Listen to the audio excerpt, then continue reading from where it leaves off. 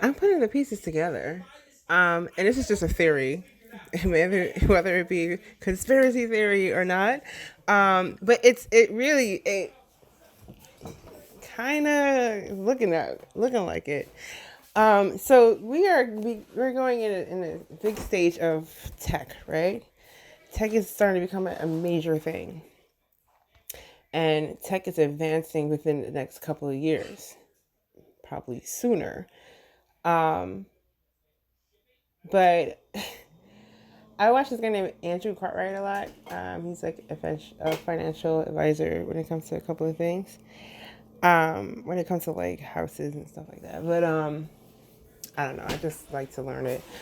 Um, he's talking about like pretty soon, like we're pretty much working on like AI that takes care of like curbside assistance, like taking out like the garbage or cleaning the streets, stuff like that, right?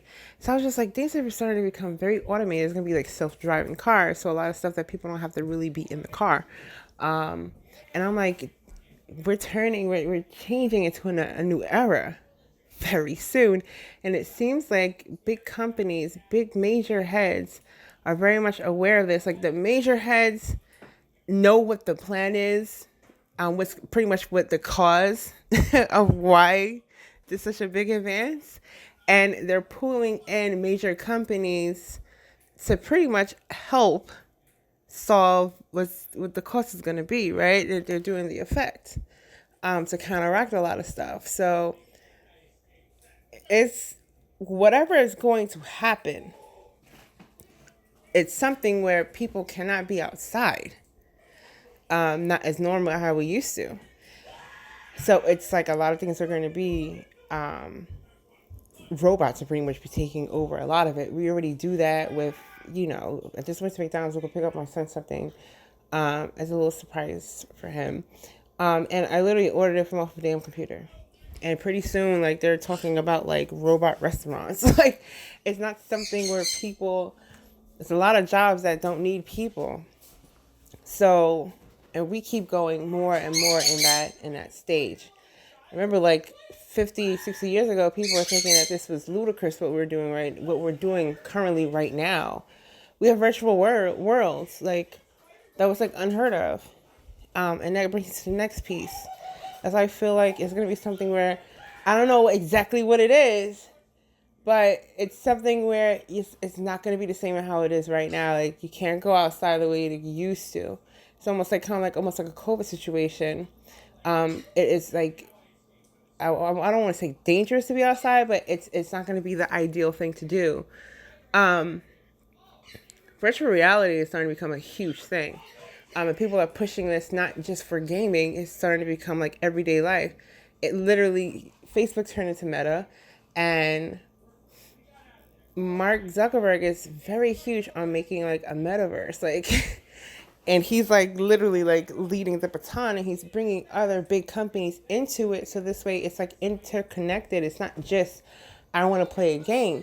People will be like conducting office meetings off of this. People will connect and they'll be able to do surgeries. Like, we won't need people to do these things. Like, it will be very much automated. So imagine going outside without having to go outside and still interacting with people, because you still need that social aspect, right? You still have to socialize with people. It's just not, you won't be doing it in person. Now that's gonna affect a lot of some people. Some people, they like to be in person and they like that exchange, and that's cool. But that's gonna that's gonna be something to get used to for them. People that are a lot more introverted and like to stay kind of to themselves, like me. It will literally be like a cakewalk, because it's like I'm used to not being like, it's not gonna faze me. I'm very much okay with virtual things. Like, I'm okay with seeing how this expands and how this grows, because it's suitable to my mindset and lifestyle. I don't know. I don't know. Right now, the introvert used to lose, right? For a long time. Those were the nerds. Those were people that stuck to themselves, stood in the library, read books all day, didn't really interact, and those are the kids that were pretty much made fun of it. And, people that were like super outgoing and the jocks and cheerleaders and whoever, those are the ones that really shined, right? Because they're more social. They're in a suitable setting to be social. You can go outside, you can hang out, you can go for drinks, you can do this. But now it's going to get to a point where the roles are going to reverse. Say if we can't go outside and everything is pretty much tech-based, people that don't know how to operate, certain systems on the computer, you're going to drown. You're going to drown because that wasn't the focus, right? You have to actually look what's going to happen 10 years ahead, 20 years ahead, 5 years ahead, connect the dots. And everything is going to a more virtual playing field, and we all see it. It's up to you to pay attention to that and to kind of make your next moves, because even we're going more health conscious on top of that when it comes to the food that we consume. People are starting to wake up that fast food companies are feeding you, not so much of a healthy choice. Even the food, like the groceries, poultry and meats, they're filled with antibiotics and chemicals. And we're eating these things and it's just destroying our gut health. The vegetables that we eat, the fish that we get from the sea, all these things, they're full of parasites and, mercury, and vegetables have pesticides all over them. And they're not actually like the Adam and Eve fruit. They're spliced versions of what fruit actually and vegetables actually are, right? So they're GMO suitable. So small farmers are actually going to be winning in the end, because they're going to have the actual nutrients we need as a people to survive.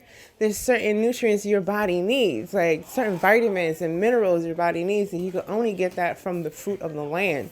And if you don't know how to get fruit from off the land, you don't know how to farm, you're fucked. Your options are only exactly how much you can spend. And food can get pretty up there. If you notice it, McDonald's is $1. But if you want over the greens, you're paying $15-$20 for a fucking salad. You're paying for lettuce, $20. So it's just whether you do ba-da-ba-ba-ba and risk not being in optimal health, or actually have a seat and have something that was cared for with pretty much love. Farming is love. I'm sorry. Because you literally have to grow something and nurture it for months. That's not something where boom, boom, boom, what's the formula? Here you go. And then you go to the doctor 10 years from now and they're like, yeah, you have high blood pressure and you have cholesterol up the wazoo. What are you eating? McDonald's, Wendy's, KFC. But this is what we've been doing for years, especially for the inside the Black community. Our tax bracket cannot afford over the greens. It's not even something that you even think of. So it's just you need something quick, fast. So it's you understand why things happen, sociology. You understand why it happens because you see the dynamic and the systems that is structured within certain communities. The tax bracket, the businesses that are in those neighborhoods fit the tax bracket. You're going to get something that's quick and easy and fast. Most people don't have time to sit out on their patio and look over their view and contemplate their life. They have to work. They need something on the go. They're tired. They need something quick. So it's just it fits. It fits the genre. They're working right towards their target audience, of course. But in the long term, it's going to affect your health. I don't care what anybody says. Any grandma's going to say, you can't feed your kid McDonald's all the time. My kids have McDonald's now, but we damn sure is you need to eat your fruits and vegetables. You need to eat home cooked food. We try to drill it into him. We try to help him, cook. Have him be a part of cooking It's like he's proud of the food that he's eating. And soon we'll start growing some stuff. But people that have they're not financially burdened, they have more access to time, because money is not really it is a tool. It is a tool, but it's not the main tool. The main tool is time. What you utilize your time for. So it's just, if you're able to utilize your time, then you're able to, get easier, healthier things. You're able to write that letter to your councilman of, why is there a McDonald's in my neighborhood? Why is there a liquor store in my neighborhood? What is this? I've seen, especially in Staten Island, I've seen people do town hall meetings on like one little thing. And it's because the tax bracket is different. Staten Island is very much like, you turn one corner, the projects is right there. You turn on like 2 more blocks and make a right. You're surrounded by mansions. So it's just like, tax brackets are very, very like, they're not level, they're not gradual at all. Like, they're like dementia. And it's literally, they do not follow like urban sprawling in Staten Island. Not like how New York would be. Like, not, it is a part of New York with the other boroughs, the Brooklyn, Queens, and stuff like that. You notice that the outskirts are more suburb because of urban sprawling. It's gentrification. It's Robert Moses and how all that thing is structured, redlining. And you can see the patterns when you look at maps. You can see the tax bracket and the rings that it forms. They usually go outward. And inner city is usually a smaller tax bracket. You can check this information and see if, for yourself. If you don't believe me, that's fine. But I know my truth and I know my theories. So that's just one thing to really think about. It was just like mind blowing.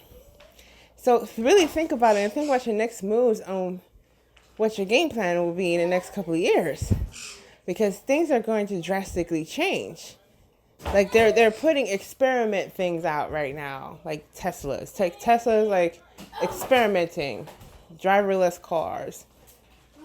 They're trying to see how well it does out in the market. And afterwards, then it's going to be widely consumed, even to big companies like sanitation. Like, Mommy, there was a mouse over there, and they made worse the oh God! Oh, okay, go. It isn't there no more. Okay. That's really gross. Yeah, and also it made one fall. That's really bad. Yeah, so one was definitely there. That's really bad. Anyway, thank you, Lolly. So, I don't know. That just ends to show that something to think about. Not everything is as it seems. Not every person that looks dumb is actually dumb, and not every person that looks smart is actually very smart. I don't know. Or sometimes it is what it is. It's right in front of your face and you're like, yeah, you're stupid. I'm stupid in a lot of ways. I'm not going to front act like I'm something that I'm not. But I'm also very smart in a lot of ways. I have no pride when it comes to my strengths and weaknesses. And I think when you're able to do that, when you're able to be kind of like, I guess like that, I think it's called stockism. Like that fuck it attitude. Like, I really don't care about having pride. Like, I care about people. I don't have stockism when it comes to people. I care very deeply about people. But I really don't care about, I must look this certain type of way because I need to look like I have authority. I don't give a shit about that, because you know what's going to happen? You're being dishonest, right? And then what happens after that? When it comes tested that you, like, you're supposed to, have this, and you look like you know all of this, and you actually, like, you have a, let's say I don't know, I lost my train of thought.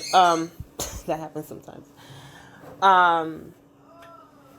But when you're not authentic to yourself, and you make it seem as though, like, that's like me saying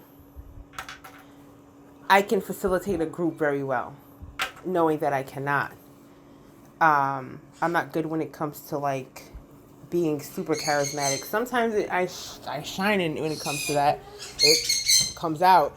And then other times I'm really bad at it and it's just like it's very awkward. And that's okay because that's me. Like I have to own that, right? And if it's either the person is going to understand that, and or they're not.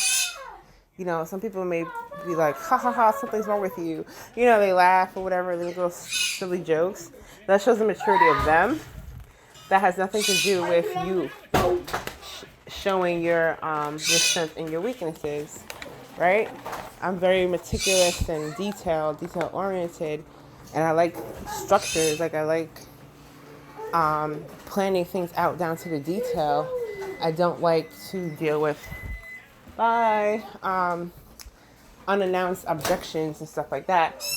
I'm just not good when it comes to in person or being personable. Sometimes it's like a hit or miss. So to eliminate that, while I work on myself in the back end, I can use my strengths to work on the front end, right? Some people don't understand that, and they laugh, or you know, they're just like, "Well, you're gonna do it anyway," and that's cool, but hopefully it works out. You know, hopefully that push can be like, "Oh my God, I'm flying and I'm soaring," but I will not be shocked, or it'll be like a shock to the senses if I do wobble a bit. Like I'm not gonna be like, oh my God, I put so much expectation that I was gonna soar this time. Like you need to give room for mistakes. Like you need to give room for mistakes so you can grow. Go ahead, baby. So you need to give yourself that. Be realistic with yourself. It's okay to be realistic, because if you're not realistic and everything is, you're gonna be fine, everything's gonna be okay, all the time. That literally, you're playing in the realm of toxic positivity. It's like telling someone, oh, you went through like something traumatic? Grow up. It's like one of those. Or like you're a baby. And when people are like that, let's say, cold to you about it, like people will, I've heard it, which is like, it was wild when I heard it. When a person said it. Person literally just doesn't give a fuck. They don't give a fuck about people. They don't give a fuck about people's problems. They're just like, okay, and so what? They're like that. And there are people that are like that out there. It's scary. It's like cringy to me. Because I don't know, there's no room, but some people have that outlook, which is, and sometimes that is from constantly having lessons learned themselves, right? So it's just like I can get why the person may look at it that way. The only thing is, well, I guess what I differ is that not everyone is, you know, that person from years ago. So you can't always blink it. It may look like it, but you don't know that person's intention. You don't know why that person's doing it. So it's like you can't always lump it up. Like you remind me of this, so I'm just gonna automatically say fuck you. You know, it's like one of those. You actually lose a lot of potential relationships that way, because some people are not a no, they're a not now, right? Some are a no. So you just have to get to know the person. But that's the thing where I think it becomes problematic, because if you have a fuck you attitude, you're never going to get to know the person because you don't want to dedicate the time.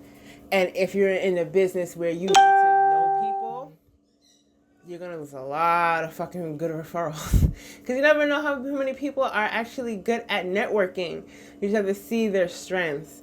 I think that's what the biggest thing is. Or they're probably just not ready right then and there. And that's cool too. I don't know. I try to see the good in everybody. Even when there is not a lot of good.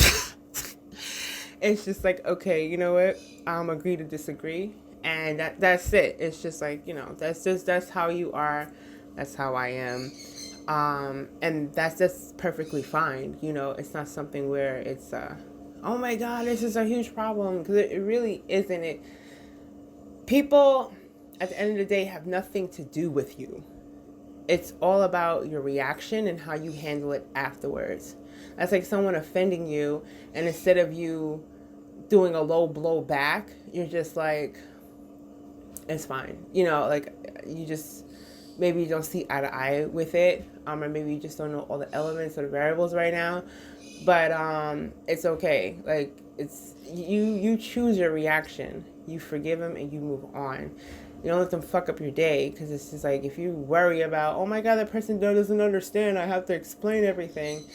Sometimes that person doesn't want to understand. Sometimes that person's like, fuck you. Like, some people don't give a shit. And it's the way it is, right? But where you're at, because now the person has played their hand, so now you know all their cards, and you're just like, okay, I think I'm able to problem solve with you a lot easier now, because now I know exactly your mindset. Like, a lot of stuff checks off the boxes of, this is the type of person that you are. These are your strengths, these are your weaknesses so far, and I'm pretty sure the person has done it to me, so you just have to find a middle ground where it works. And that's it, right? But really think about the future, because you can't think about the fucking past. Like, we're not going in the past, we're going in the future. Things will be very automated. So all that, family gatherings and stuff like that, y'all gonna be very gathered now. Ain't nobody leaving that fucking house. Like, it's death outside. Like coronavirus, no one really knew that coronavirus was going to hit. Maybe, the big government, or large, powerful leaders within the world leaders, knew it was going to hit. But us commoners ain't know. And what happened? It literally threw all of the world off course. Some people were able to bounce back quickly, and some people were out of a job, out of family. They lost their whole family, lost half their family due to COVID, lost their homes. Businesses plummeted down because they didn't know how to go into technology. They didn't know how to go virtual. So it's like, these are test runs. These are like, how is society going to bounce back, right?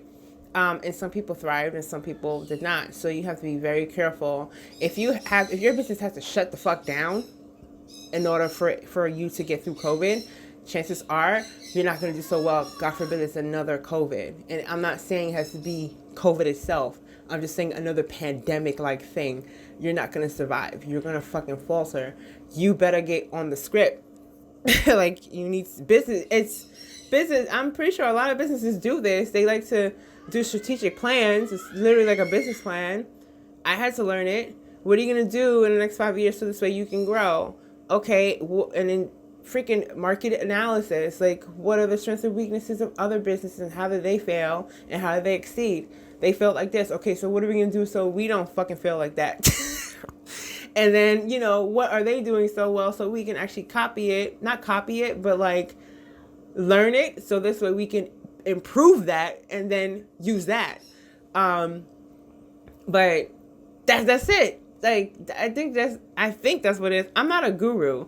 I'm pretty, there's so many businesses that love to say, you don't know how to run a business. They real quick to say that, and they be like, I know this. This is my first time. I'm very proud though how far I came. I'm very fucking proud. You ain't finna sit here and tell my ass I'm not at least putting in my progress. So it's just like, I think someone was just like, if you want to learn how to do, like, I was in a meeting at my first job. It was just like, you have to pretty much learn how Amazon works. And I was just like, I'm trying to learn how Amazon works. Have you seen their stock? Have you seen their ticker? Like, it's a whole lot bigger than like any other fucking company. So it's just like, it's one of those type of things. But they are literally an octopus. They're in every fucking thing. And they're in things that we don't even think of. We're in things that we don't even know about. I don't know everything. And I'm not even obliged. I can't even say it because of how policies work. I'm just saying that, Amazon literally has a big fisher net. They have a huge fisher net. And they are conquering a lot of areas of pain points, I would say. And that's it. It's a beautiful thing. I'm very, very open to learning different things. I may not be that great when it comes to execution. Like, I need, pretty much help. I need a team. I need people that are strong where I'm weak. But learning, this is working. This is, soundproof. This company did it. That company did it. This one did it. And I'm starting to see the trickle effect of this. We can actually probably do this, almost like a mocker, and see how it goes. And if it goes really well, then this is something we probably can incorporate. Because I know my strength and my weaknesses. I sometimes can't do the initial plan because I will fuck it up. Because of some of my weaknesses. So it's just it's either that it's a shutdown and it's be no, you're going to follow my way or the highway. And then I fail and fail and fail and fail and fail and fail and fail. I'm going to keep saying fail. I hope you know. And fail. So it's either that and then win, fail, fail, fail, win, major fail. It's to the point where it's which one is outweighing what. And I went through so many years in my life that you gotta know who you are, right? I got to the point where I know who I am. I would love to be that person that just goes up to people, hey, how you doing? And it works, right? But I know that that's not my strength. So we all love to fantasize that we can be, that we are this person, that we are capable of this person. Sometimes it's not always that, right? I can use some of my weaknesses, yes. And sometimes it's a hit, sometimes it's a miss. That I had a lot of misses than hits, and if we're talking about time, I don't think anybody wants to invest that much time into me trying to make me win all the time, right? They're going to be maybe this is not for you. After a while, their patience are going to run thin. So it's just these are my strengths and weaknesses. I already did my analysis. Here's my SWOT analysis of me. Utilize me as well as you can. And if this is for me, this is for me. If it doesn't fit, then it doesn't fit. But at least we both tried, and that was it. I'm just trying to be as honest as possible about it. I'm not going to sit here I can do this, and I'm going to be fine, And then I disappoint, hard. Then that person's going to feel you lied to me. They're going to be you lied to me. You betrayed me. And it was just didn't betray you. I'm just not good at this. I'm not good in these things. So it's a little bit harder for me. Or you don't know everything, all the things I'm juggling right now, or whatever the case is. Whatever. But I don't know. Even if it's embarrassing, it's I would tell the person because you have to. Especially if you're going to work closely with other people. They need to kind of know a little bit of who you are. I just hope they don't laugh at you. Some people will. It sounds weird, but some people actually will. Yeah. I may actually take up a shift today. If it's overnight, we shall see. Anyway, I'm reaching half an hour mark. I'm done.